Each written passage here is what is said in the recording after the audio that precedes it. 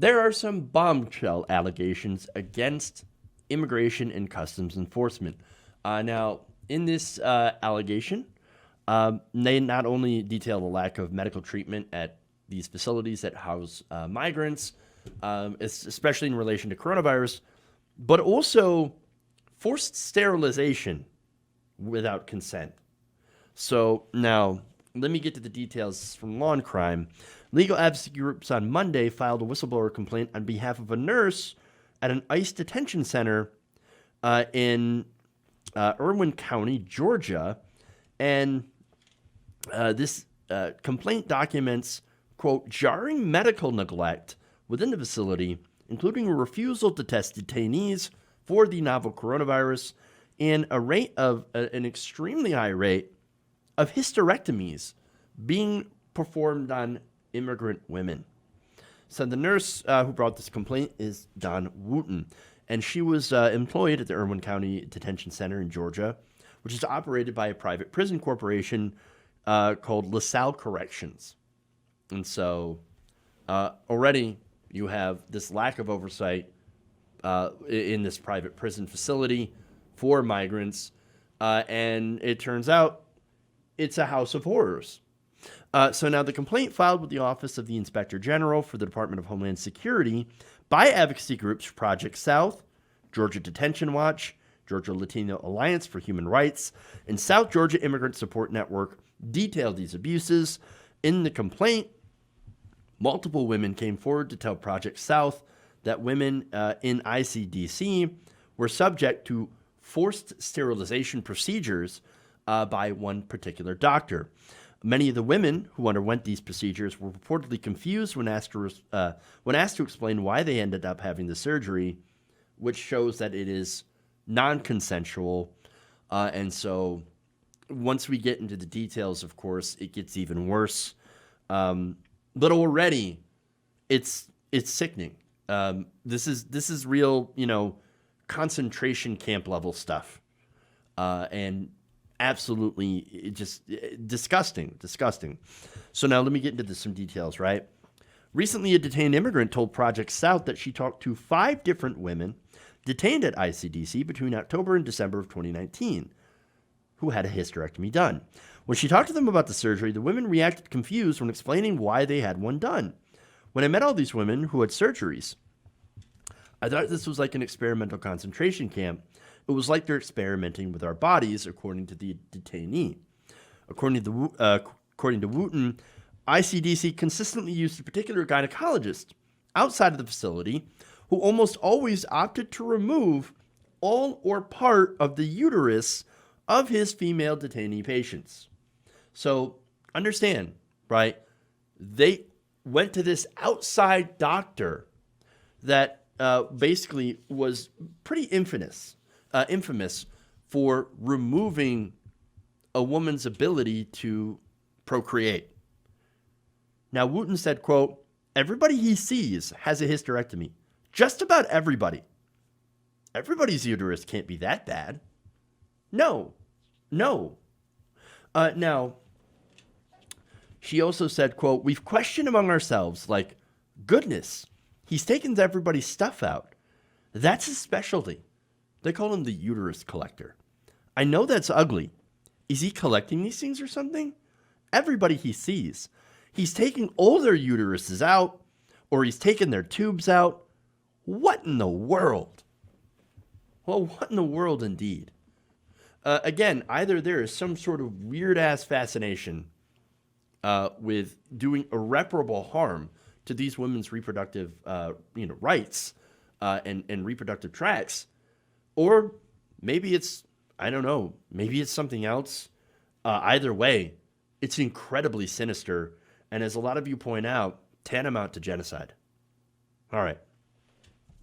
So now Wooten, who's being represented by the Government Accountability Project, also confirmed that many of the detained women told her that they didn't understand why they were being forced into this procedure. She explained that some of the nurses who didn't speak Spanish said they obtained consent from detainees by, quote, simply Googling Spanish. Right. Oh, yeah, no, that's totally believable. Sure. Sure.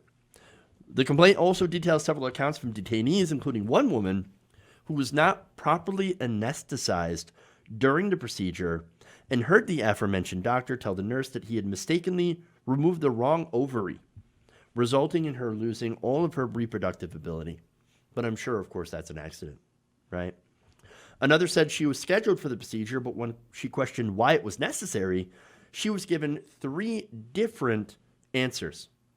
Completely different answers. One told her that she had an ovarian cyst, and it was just going to be a 20-minute procedure, in and out. You're going to drill a couple of holes in her stomach, drain the cyst, everything will be fine. Then she heard from an officer that she was going to have a hysterectomy, to have her womb removed. And the hospital, by the way, that she was being transported to actually refused her. Why? It's because she had coronavirus. She tested positive for antibodies and was transferred back to ICDC, where the nurse said that the procedure she was going to have entailed dilating her vagina and scraping off tissue. So there's 3 different procedures. No one knows what the hell they're doing. I mean, insane. Another nurse told her procedure was to mitigate heavy menstrual bleeding, to which the woman had never experienced and never complained about.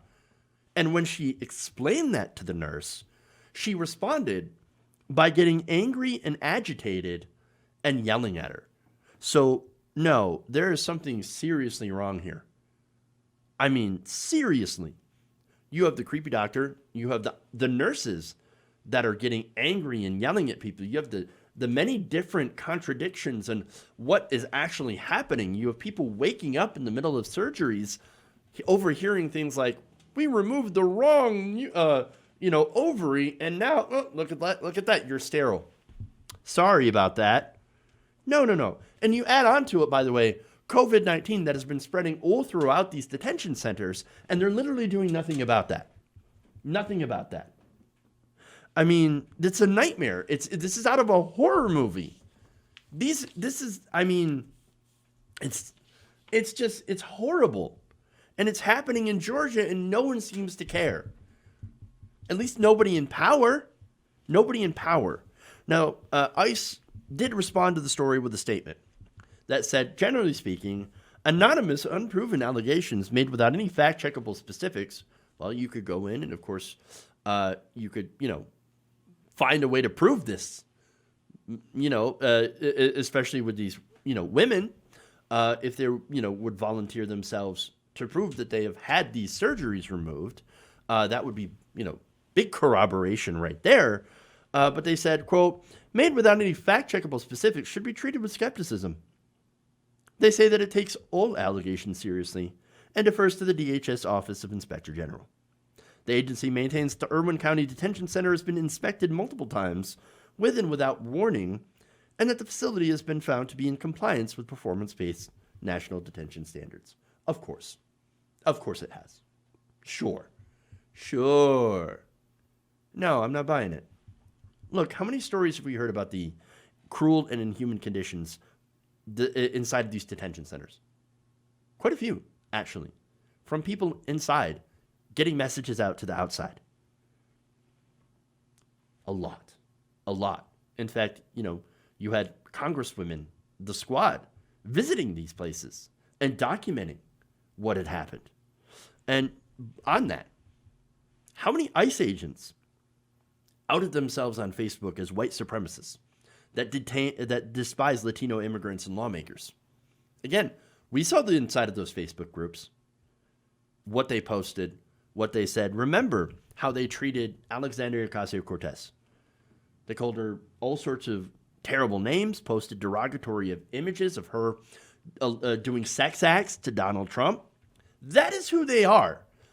Is it any surprise that they would take this a step further and literally mutilate bodies? It's who they are. And look, here's the thing about that, right? We know there's a lot of white supremacists that are in law enforcement now, that are in the government. We have no screen for them, and we have no way to keep them out. And by the way, the government has tried very hard to not try to keep them out. The FBI commissioned reports and I should say they put out reports after they'd commissioned them saying there's a real danger that law enforcement, especially ICE, has been taken over by white supremacists and neo-Nazis. There's a significant problem here. These right-wing extremist groups. And the Obama administration first said, oh, we'll look into it. And then when Republicans got mad, they said, oh, okay, we'll scale it down to like 1 or 2 people. And the Trump administration got rid of it completely. The investigations into right-wing terrorism as well. And right-wing infiltration into law enforcement. And ICE, again, big part of law enforcement. We know who ICE is. We know the agents inside of ICE. We know. And so is it a surprise to hear that these private prison corporations are employing people, ICE agents and doctors and nurses and people that, are mutilating other people that are Latino? Doesn't surprise me at all. And I think it might be purposeful. And I don't know for sure. But why else would you sterilize immigrant women? They did this to black people as well, by the way. Not in this specific instance, but throughout history. They have done forced sterilizations on minorities, never on white people. It's really kind of strange how that worked out, but always on minorities. Okay? In this case, Latino minorities, Latino migrants. Why? Well, of course they don't want them to have children in America because then those kids would become citizens of this country, and they don't want that. Nope. Remember, a lot of white supremacists believe in the Great Replacement. It is an insane conspiracy theory that is spread by neo-Nazis and white supremacists that goes basically like this, right?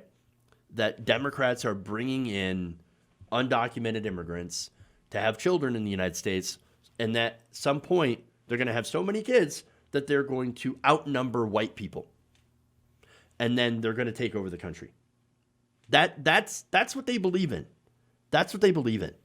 And so to see somebody like that working for ICE, who literally, kicks water jugs so that people who, cross the desert to get to the border, well, whether it be refugees, migrants, whatever, right?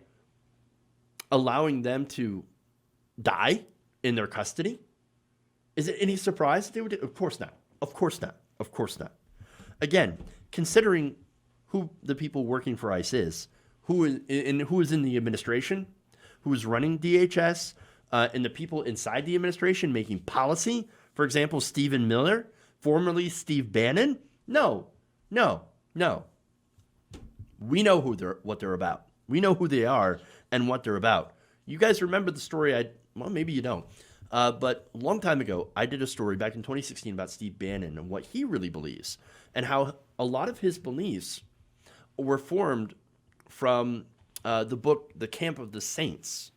And that is an incredibly racist book written by a French author who, talked about the brown people and their invasion of Western America, or I'm sorry, the Western world, and as well as America.